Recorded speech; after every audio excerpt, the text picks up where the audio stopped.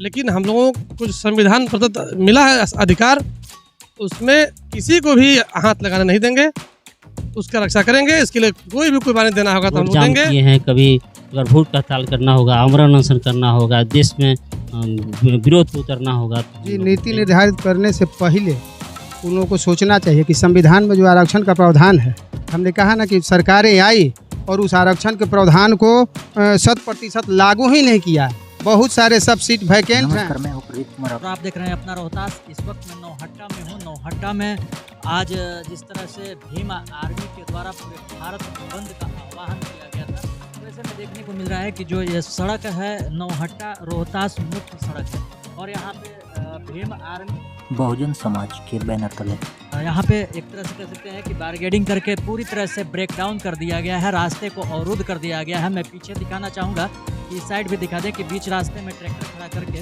रास्ते को बंद कर दिया गया है।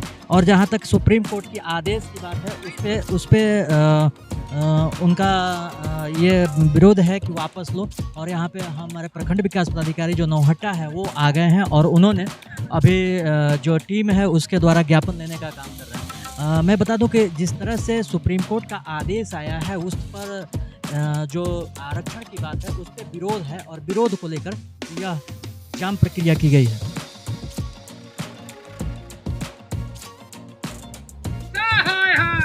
चलिए, तो हम यहाँ पे कुछ जनप्रतिनिधि भी हैं और समाज सेवी भी हैं और जिस तरह बैनर तले भीम आर्मी के बैनर तले आज का बंद का आह्वान किया गया, यहाँ पे जुटे हुए हैं नौहट्टा में लोग। चलिए, कुछ लोग हैं, हम उनसे बात करते हैं। हमारे पास सबसे पहले कामेश्वर राम हमारे साथ मौजूद हैं। नमस्कार सर, स्वागत है। नमस्कार, आपके चैनल को भी स्वागत है। आज भारत बंद का आह्वान किया गया था भीम आर्मी के बैनर तले, इसको कितना पूरा किया गया नौहट्टा?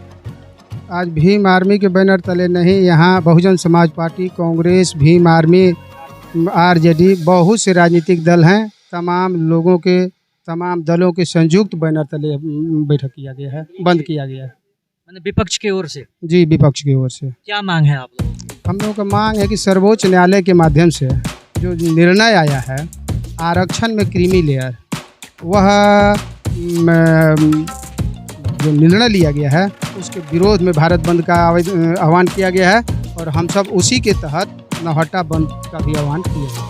क्रीमी लेयर क्या है, इसके बारे में जानकारी लोगों को है? क्रीमी लेयर के बारे में अन्य लोगों को भी जानकारी है, हम लोगों को भी कुछ जानकारी है कि आरक्षण का जो कोटा है वह कोटे में कोटा निर्धारित किया जा रहा है, जिसके तहत कहा जा रहा है कि जिन लोगों का जीवन स्तर कुछ ऊंचा हो गया है वैसे लोगों को आर्थिक आधार पर छांट करके और बाकी लोगों को आरक्षण दिया जाए।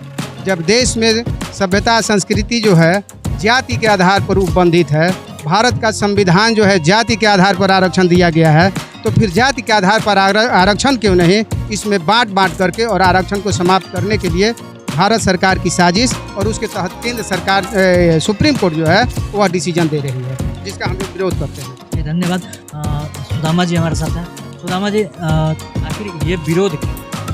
देखिए, हमारे अभी तो बताया हमारे गार्जियन कामेश्वर राम। सबसे पहले आपको मैं धन्यवाद देना चाहूँगा इस चैनल के माध्यम से। मैं जिला पार्षद नौहट्टा सुदामा राम, हम सभी SC ST OBC कम्युनिटी को जो हमारे आरक्षण में छेड़छाड़ जो की जा रही है और जो अलग से वो लोग जो है संशोधन करके ऐसा बनाया जा रहा है संविधान, जिससे कि हम लोग को उस पर काफ़ी घाटा है और उससे हम लोग को विकास SC ST को नहीं होने जा रही है। जो हमारे बाबा साहब ने जो आरक्षण बनाया दिया उसको ही पूर्ण रूप से लागू नहीं किया गया और उसमें भी अभी संशोधन करना चालू होगा। इसके विरोध में हमारे देश के जो वरीय नेता हैं, हमारे नेता के आदेशानुसार हम अपने नौहट्टा प्रखंड में सभी लगभग पार्टी के दल के नेता जो हैं इस विरोध में हम लोग खड़े हैं और जैसा आगे भी निर्देश होगा तो अभी हम लोग रोड जाम किए हैं। कभी अगर भूख का हड़ताल करना होगा, आमरण अनशन करना होगा, देश में विरोध पे उतरना होगा तो हम लोग उतरेंगे। निश्चित रूप से हम लोग SC ST परिवार एक साथ हैं। धन्यवाद। मैं आपसे बात करना चाहूँगा, आज जिस तरह से विरोध किया गया, जो संविधान में जो आरक्षण की बात है उस पर गरीब वर्ग को, किसी भी जाति को हो, उससे कुछ फायदा सरकार को देना चाहिए, नहीं देना चाहिए? देना चाहिए। मैं थोड़ी सी आपसे मैं सवाल पूछना मेरा हक है। अगर उच्च जाति में कोई व्यक्ति गरीब है तो उसको आरक्षण का लाभ मिलना चाहिए? नहीं, संविधान का जो भी आरक्षण का सीमा है उसी के दायरे में रहना है और संविधान बाबा साहब ने बनाया है। आज उसी संविधान के रक्षा के लिए हम लोग सड़क पर उतर गए हैं। अभी तो अंगड़ाई है, आगे और लड़ाई है। अभी तो हम लोग, ये तो आपका मौलिक अधिकार है, आप लड़ाई लड़िए, लेकिन मैं पूछता हूँ कि अगर किसी जाति का अगर उच्च जाति का व्यक्ति है, अगर वो गरीब है और उसको आरक्षण की आवश्यकता है या नहीं है 10% की बात चल रही है देने का। चलिए हमारे साथ रविंदर जी हैं। रविंदर जी स्वागत है जी आपके इस न्यूज़ को कभी धन्यवाद।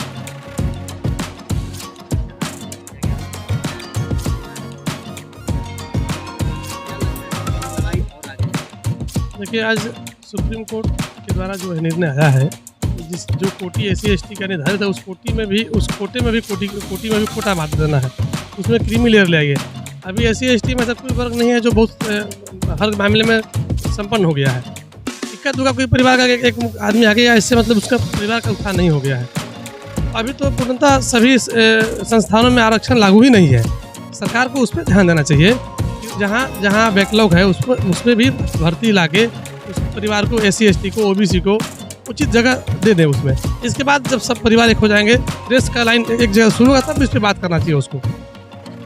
तो अभी क्या लगता है कि अभी जो स्थिति है वो रेस लाइन बराबर में नहीं, बराबर नहीं, अभी 10 पीढ़ी बराबर की स्थिति में नहीं है। हमारा एक पीढ़ी पड़ा है जिसके खिलाफ लड़ना है, उसका 10 पीढ़ी पड़ा हुआ है। बराबर का लाइन नहीं हो सकता है।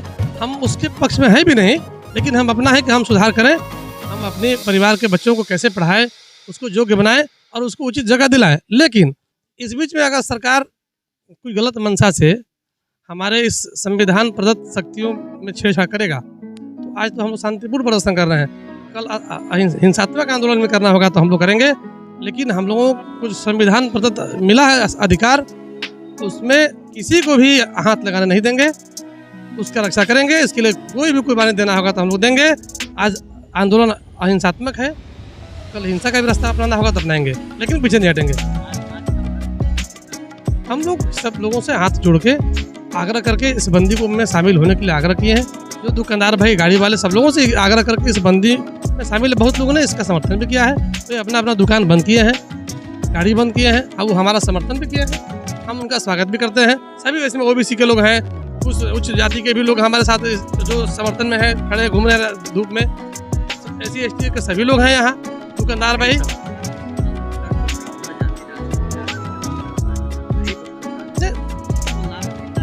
सरकार उसको 10% दिया है। EWS लागू किया है देश में, यहाँ भी लागू है, बिहार में भी। उस जिनका बच्चा का स्थिति कमजोर है उनके लिए EWS मिला हुआ है। 10% रिजर्वेशन उनको ऑलरेडी है, EWS का लाभ उनको मिलता है और मिलेगा भी। हम लोग उसके समर्थन में भी हैं। उनके भी अधिकार के लिए हम लोग हैं, उनको मिलना चाहिए। क्या लगता है कि इस संविधान की जो चर्चा चल रही है, जिसमें आरक्षण की चर्चा चल रही है, उसमें सरकार को एक बैठ के सही तरीके से दोनों पक्षों को बुलाकर उस पर नीति निर्धारित करना है? जी, नीति निर्धारित करने से पहले उन लोगों को सोचना चाहिए कि संविधान में जो आरक्षण का प्रावधान है, हमने कहा ना कि सरकारें आई और उस आरक्षण के प्रावधान को 100% लागू ही नहीं किया। बहुत सारे सब सीट वैकेंट हैं, वहाँ तक कभी हम पहुँच नहीं पाए हैं। उनको बैठ के नीति निर्धारण क्या करना है, वो तो उकसा रही है सरकार की सुप्रीम कोर्ट इस पर कुछ ना कुछ कह दे और इसमें जो है डिवाइड एंड रूल करके और इन लोगों को भी डिवाइड करते चलें और आरक्षण को पूर्ण तरह से समाप्त कर दें। तो आपके कहने के अनुसार कहीं ना कहीं सोची समझी रणनीति जी, सोची समझी रणनीति के तहत यह निर्णय लिया गया है। जो आपकी लड़ाई है कहाँ तक जाएगी? हमारी लड़ाई आज शुरुआत है, यह लड़ाई केवल बंद तक है। यह लड़ाई कल अगर चलना आगे बढ़ेगी तो यह अनशन से लेकर भूख हड़ताल से लेकर उग्र प्रदर्शन भी करना पड़े, इसके लिए कुर्बानी भी देनी पड़े, तो उसके लिए हम लोग तैयार हैं। पूरा देश तैयार है, SC/ST OBC के लोग तैयार हैं। चलिए, बहुत बहुत धन्यवाद।